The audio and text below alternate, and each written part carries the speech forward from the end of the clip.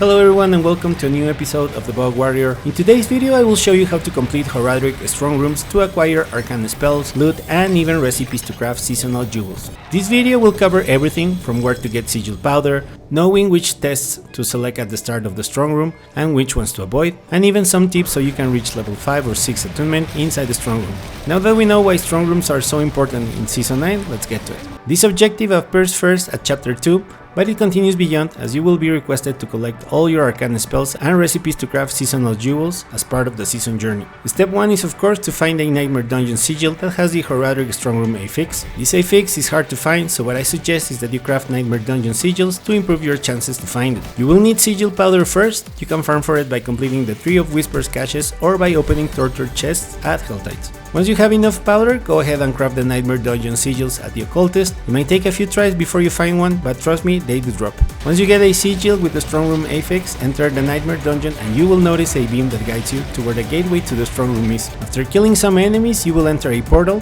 Next, you will have to fight more enemies until you are presented with the tests that will alter the Strongroom. I believe that making these choices is the most important part to complete the dungeon. Strongrooms are a mix of the Root Hole dungeons we found in Season 7 and the Undercity. You will need to select the tests that basically give you Horadric Attunement and avoid anything that can slow you down. You need to reach at least level 5 Attunement to be able to complete the dungeon and have a chance to earn Arcana Spells or recipes. This is actually good news because I thought you had to always reach level 6 Attunement no matter what to earn the rewards, but it's not required. Of course, if you reach the maximum level, which is level 6, and you clear the Strongroom as fast as possible, you will have better chances to find the rewards. So that is why you need to take some things into consideration. The first thing where I failed to complete the dungeons was the lack of movement speed.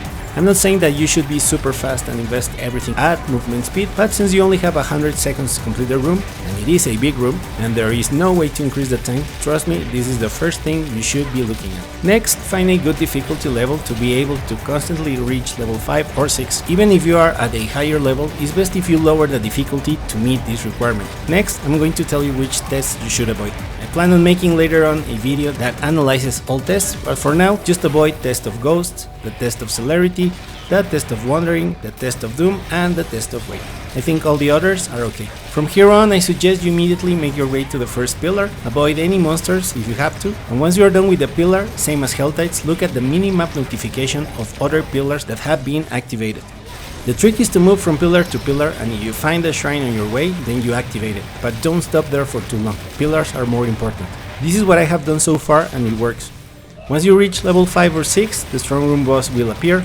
Slay it and open the chest and be sure to pick everything from the ground. I already made a video about how the Arcane spells are not auto pickup, so just grab everything to be safe. So there you have it. I hope these quick tips can help you complete the Horadric Strongrooms and that you can collect all your Arcana spells and recipes for seasonal jewels. We reached the end of the video. Thank you very much for watching. If you made it this far and found the video interesting or useful, please consider to share, like, comment or subscribe, and I will see you in the next one.